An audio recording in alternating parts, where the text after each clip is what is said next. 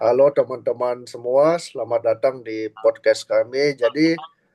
Hari ini kami itu akan membahas mengenai digital disruption dan value creation, yaitu pelajaran strategi dari perusahaan nasional Indonesia.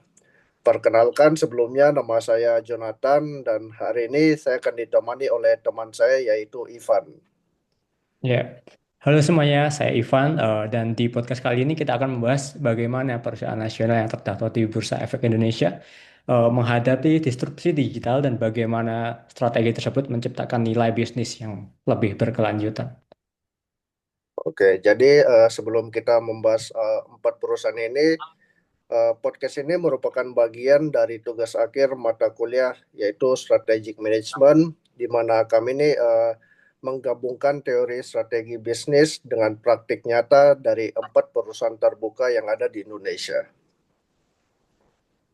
Oke, nah sebelum masuk ke studi kasus nih, saya akan menjelaskan dulu tentang konsep utamanya.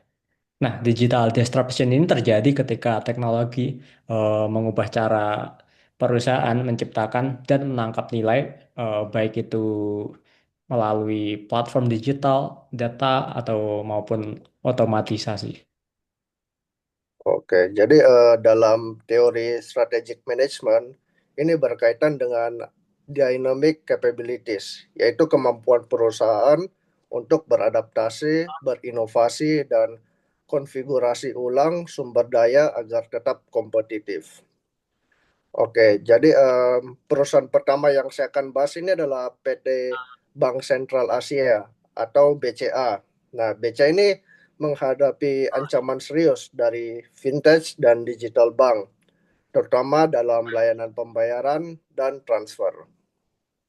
Oke, benar sekali. Namun, secara strategis ya, BCA ini seperti tidak defensif atau melainkan lebih berinvestasi agresif di digitalnya.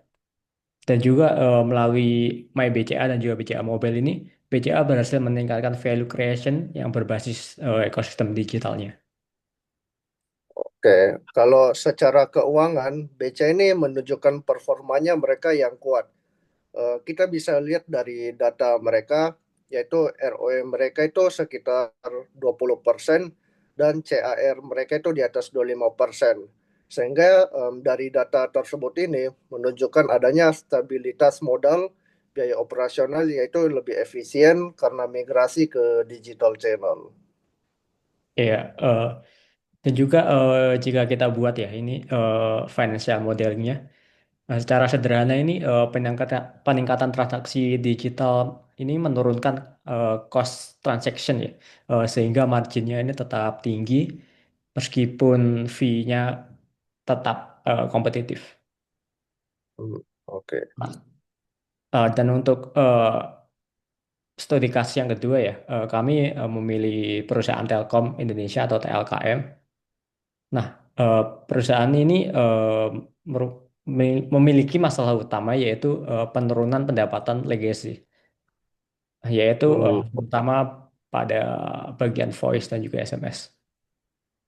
Oke, dari masalah tersebut, Telkom ini sudah mempunyai strategi, yaitu digital transformation. Contohnya melalui yang kita semua sudah tahu atau sudah pakai, yaitu IndiHome. Terus ada juga data center dan cloud. Terus yang terakhir itu adanya digital platform seperti Big Box dan Digico. Betul sekali. Secara tren pasar ini, pendapatan data dan juga digital service dari Telkom ini tumbuh. Namun dalam ARPU tradisional ini cenderung stagnan. Hmm, Solusi inovatif yang bisa diperkuat Telkom itu adalah salah satunya itu monetisasi data B2B, terus adanya kolaborasi dengan startup, dan ekspansi regional digital infrastruktur. Studi kasus ketiga yang perusahaan kita akan bahas itu yaitu PT Unilever Indonesia atau UNVR. Nah, Unilever ini menghadapi disrupsi dari brand lokal digital natif yang agresif di e-commerce. Oh, oke. Untuk menjawab pertanyaan itu ya, eh, kita balik lagi, Unilever ini menerapkan digital value chain yang dimulai dari digital marketing yang berbasisnya data e-commerce, channel, dan juga supply chain analytics. Oke, kalau kita lihat dari secara financial, margin mereka itu menurun, terus pertumbuhan mereka itu melambat. Sehingga ini menunjukkan bahwa digitalisasi itu tidak cukup. Perlu adanya business model innovation, contohnya seperti D2C ataupun produk yang berbasis sustainability dengan premium pricing.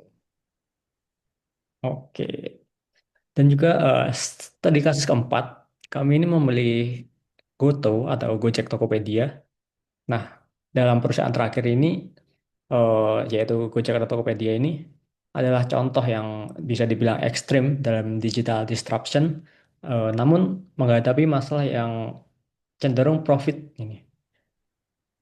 Oke, kalau kita lihat secara data ya, Goto ini, revenue mereka itu tumbuh, tapi net loss mereka itu semakin besar. Sehingga dari data ini menunjukkan bahwa adanya tantangan value capture dan bukan value creation. Iya, betul sekali. Dan juga solusi yang bisa dibilang implementatif yaitu mereka ini fokus pada bisnis dengan contribution margin yang positif ya. Lalu dengan pengurangan subsidi, optimalisasi sistem GoPay dan juga merchant data. Oke, dari keempat perusahaan ini, kita bisa simpulkan bahwa digital disruption itu bukan sekedar teknologi, tapi soal strategic choice ya, Ivan. Betul sekali.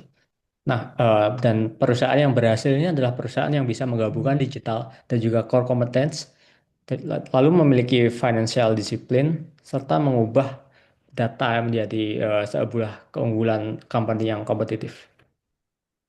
Oke, oke, oke. Jadi sebelum kita tutup, sebagai kesimpulan, digital disruption ini dapat menciptakan nilai jangka panjang jika didukung oleh strategic agility, terus bisnis model yang tepat, dan eksekusi keuangan yang disiplin.